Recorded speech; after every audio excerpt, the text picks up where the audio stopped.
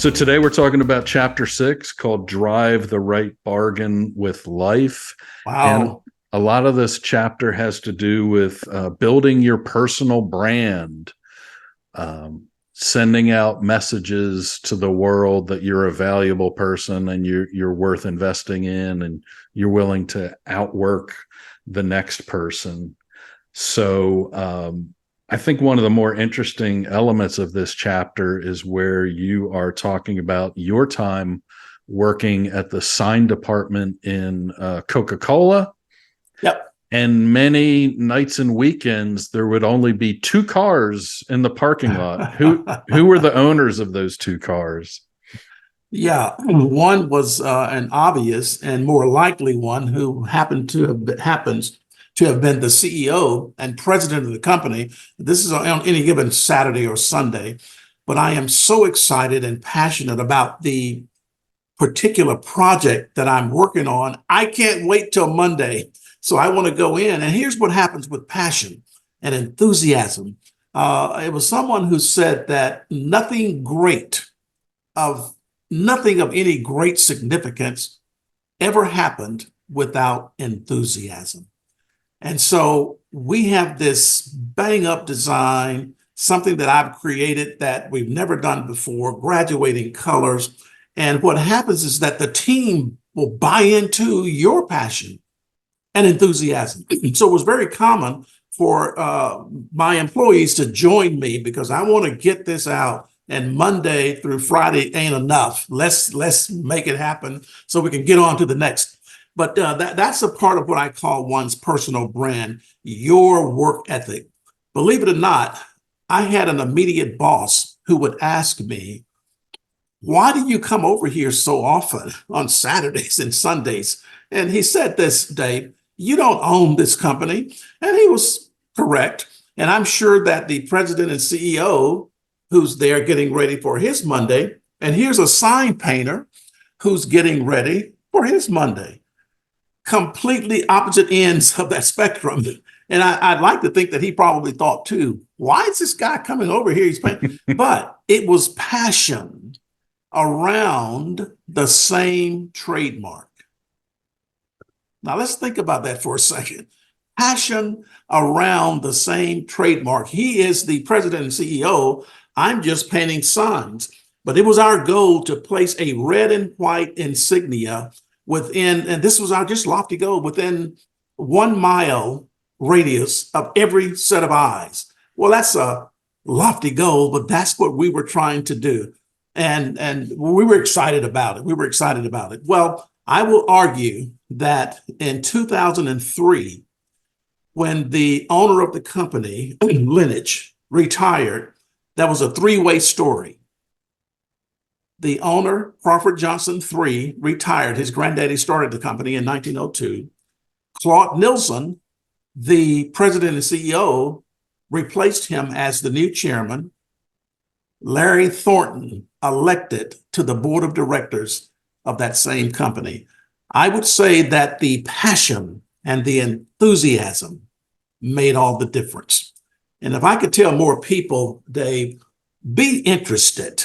It makes you an interesting person. Get excited about something. It makes you an exciting person. Life is interesting, but only to interesting people. Do you ever think of it that way? Life is exciting, but only to exciting people. It's true. Life is dull, if you believe that, boring, lugubrious, but only to dull, boring, and lugubrious people. It is also true, Dave, that life is successful, but only to successful people. We paint our own worlds, and it is as simple as a decision that I'm going to be excited. I'm going to get passionate, no matter what it is that I'm doing. If it's worth doing, it's worth doing with enthusiasm. I learned from you in that, you've got an eminent scholar on a school of business like the Harvard School of Business. I know your plate, but the passion and the enthusiasm that you display and demonstrate around why not win, all things why not win, you and I both are just bustling with ideas, and I just so appreciate that kind of partnership and enthusiasm from you. Well, you're very welcome. And passion's a good word. I mean, to me, it's a passion project. It's a chance to hopefully change lives, and Yeah, I think we're doing that. One of the things that you cover in Why Not Win sessions with corporate audiences, collegiate audiences, is this notion of you incorporated. And I was hoping we yeah, could talk a little bit about you incorporated. You told that story about your supervisor at Coke who said, you know, you don't own this company. yeah. And that's reflected in both of our books. But your thought at the time was, well, yeah, I don't own Coca-Cola United, but I do own Larry Thornton Incorporated, and that Yep. company is going to be a success. That's when you work for life. That's when you understand, Dave, the difference between responsibility and opportunity. And I'm working on a presentation that I like to do around this. Most people who work for Coca-Cola wouldn't be working for Coca-Cola if they were not responsible. But what too many of those individuals are not, they are not recognizing the opportunity. They're not grateful for the opportunity to work for a brand like Coca-Cola. When my boss was promoting me to advertising manager, I didn't know that I was being promoted, but he walked into the sign shop and he handed me a box of business cards. And I picked up, Dave, one of those business cards. I didn't look at the address. I didn't look at the location or the title. None of that mattered. You know what I saw? I saw Larry D. Thornton, my name, next to the most recognized trademark in the world. Dave, that's opportunity. I can do something with this. And so I approached life with taking advantage of that opportunity. And I don't think that it's any small irony that the attitude upon which I took, all department heads had business cards, but did they recognize the opportunity? I did. None of those individuals, including the boss who said, "Why do you come here so often?" Well, today I get a stock report that reads 0.000 three or four numbers, but it does indicate the percentage of ownership that I have of that company. Isn't that just amazing? You know, our attitudes will, Dave, there's so much to all of us. There's so much more to all of us. But if we're not aware of it, then we'll go on. It would be equal to if I were to deposit $1 million into your account and the banker and I agreed that we weren't going to tell Dave, don't let it be reflected on his monthly reports. He doesn't know about it, but he's got it as his. Well, Dave, you would go on living according to what you think you have in your account. We do that every day. We're not aware of what we have and how to tap into that because it's a part of us. All of us have talents. We have abilities. We have a mind, mostly underutilized, and we have time.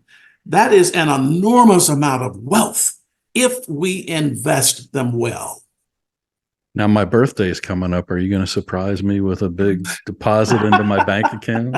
I'm going to think about that because you'd be worth every penny of it. One of the passages in chapter 6 I really like, and I thought maybe you could comment on it, is the following. It pains me to think of the number of people who miss their destiny for no other reason than a misunderstanding of this universal agreement between service and reward.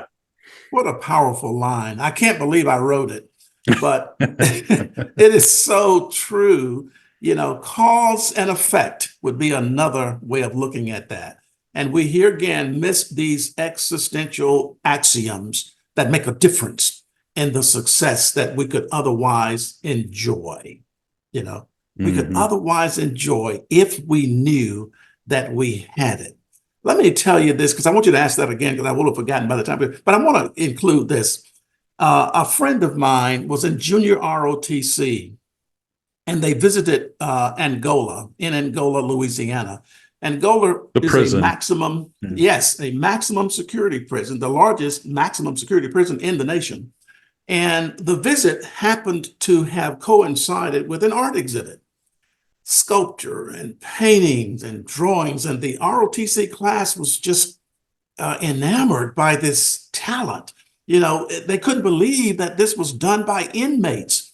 And with sort of a jaded sense of approach, he said, "Oh, we have some of the most talented people that you would find anywhere, but they just don't seem to realize that until they get here." What a sad commentary. You know, I'm too busy doing whatever that I can't recognize my gifts. I don't unwrap them. Here again will be like if I gave you a birthday gift, even if inside there had been $1 million inside that box, and you say, "Oh man, that is beautiful. Look at the ribbon on that." And then you take it home and you put it on the top shelf in your cabinet. You know, you never unwrap the gift. And people live and die and never unwrap their gifts that they have. Now, to get more specifically at your comment, what was that last piece? I had to get that piece in. Mm. These things go so People, fast. you're talking about people who miss their destiny because they don't understand the relationship between service and reward. Right. So a large part of my coming in on weekends and staying late or coming in early, I wasn't necessarily working for Coca-Cola. I was working for life. There's a poem that's in the book, in that particular chapter, I believe. The first two lines goes something like this: "I bargained with life for a penny, and life would pay no more." And it goes through to talk about the complaining that I do. You know, I work for a menial's hire, only to learn dismayed that any wage, that's powerful, Dave, any wage I had asked of life, life would have paid. You see, we don't invest our gifts so that we maximize. You know, one of the most horrible, how can I say this? One of the most horrifying nightmares that any human being could ever have is to one day be introduced to the person that you never became. And if you think about that, and I would want our listeners to not allow it to be said that I never actualized. Mm-hmm. I never materialized because I didn't put the work in. I expected to get something out that I didn't put in. I don't know of any bank that you can go and withdraw money that you didn't put money in. But if you put it in and if you leave it in, then you're going to get your money plus. That's the way life works. I wish we could see it that way. So there's a very compelling story that didn't make it into Why Not Win, but made it into the graphic novel, where you ran into a Coca-Cola delivery guy in a Target, and he was frustrated because a series of people that he had trained had been promoted, and yet he was still in his same, in his view, dead end position. And you talk about this in terms of 5 keys to one's personal brand: communication skills, relationship skills, deportment, demeanor, and disposition. Could you talk a little bit about that fellow and where he was falling short, despite, by all appearances, being a nice guy? Yeah. It was such an unfortunate incident, and I have to admit that I didn't handle it very well. It was so quick, but I'm prepared today to take a different approach so that I can. But yeah, so I'm walking into Target. I don't know this gentleman. He's dressed in a Coca-Cola uniform. He's a merchandiser, and they move around from store to store, so I could never catch him and find him to go back and have that conversation. But he came up to me, and he was somewhat dismayed because he wasn't moving. He said, "I've been working for this company for 8 years or 12 years, and Mr. Thornton, I just can't seem to get promoted, and I don't understand that." Well, within the first 15 seconds, I understood clearly why he wasn't promoted. but he didn't. That's the most important piece. This young man looked as if he hadn't seen a barber in a year. He looks as if he's never made or fulfilled or kept a dental appointment. He couldn't put two sentences together if his life depended on it. Someone said that if murdering the English language were a misdemeanor, he'd be on death row. That's how bad it was. I think that was Earl Nightingale. Yeah. One of your favorites. And you think about that. Here was a young man who had worked hard on the job, but he failed, Dave, to work on himself. Not only that, he didn't even know that that was a thing. Too often I see it all the time. I put the work in. I've been here. I have some modicum and measure of seniority. Why am I not moving? Never checking their attitudes, never checking how they communicate, how they relate to others, how they deport themselves. I mean, we put everything stacked on those 5 principles. Anyone who will master communication skills, relationship skills, demeanor, deportment, and disposition, and those last 3 are somewhat relative, but they're different. But if you master those, you can pretty much write your ticket to success. Even an artist like me can do some pretty significant things. How is it that, with an art degree, I get to own 7 restaurants, serve on 3 corporate boards. I know some of my associates who give their right arm to serve on 1 corporate board. How did that happen? Can I tell you again? Relationship skills, communication skills, deportment, demeanor, disposition. And I told this story in a session of Why Not Win to the Coca-Cola team leadership, and I didn't let them off the hook. Sometimes, Dave, we have to first develop the trust. And once we do that, let's find a way to help people with life skills. You had a hard worker who obviously wanted more. But we got to find a way to say, you got to consider some of these things. And if we don't have the time, but I can tell you how we did that with one of our employees at McDonald's. And today she is my store manager. If I could find 5 more of her, but I wish we had time to talk about that story similar to that. We are unfortunately just about out of time, but I do want to note that in the graphic novel, you mentioned that the fellow that you ran into at Target, he was to blame, but also his supervisor was to blame. His supervisor should have been more of a mentor and taken him aside and said, hey, let's go to a barbershop, you and I, and just have a couple of hours of grooming improvement and, find him a dentist. I mean, it's not that hard, right? I mean, sometimes these things can be kind of awkward, but it's for the greater good. Wow. We had that real quickly. We can't get into detail, but we saw this young lady. She had the energy. If you ever saw a diamond in the rough, this young lady was making $9.50 an hour. We saw her energy. We saw her passion and her enthusiasm. She didn't have a smile like the one that you and I have. And we talked to her and paid for her to go to the Foundry, a dental facility. Today, she has a beautiful McDonald's smile, and she's running one of our more profitable units, making $65,000 from $950 just 3 years ago. And today, before bonuses, and she's about to supervise another store. I mean, what a great story. But we had to help her with life skills to do that. And that's what we live for. Well, and my guess is she's probably the most loyal to Larry Thornton that anybody could ever possibly be, right? We could hardly make her take off. And you've got to be cutting the last 5 minutes on these sessions. They're going by too quickly. Are you sure we're out of time? We are.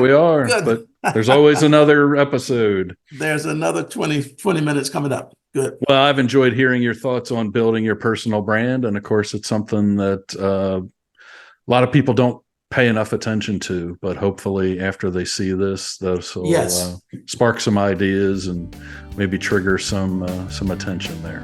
Yep. Take care. Thank you, sir.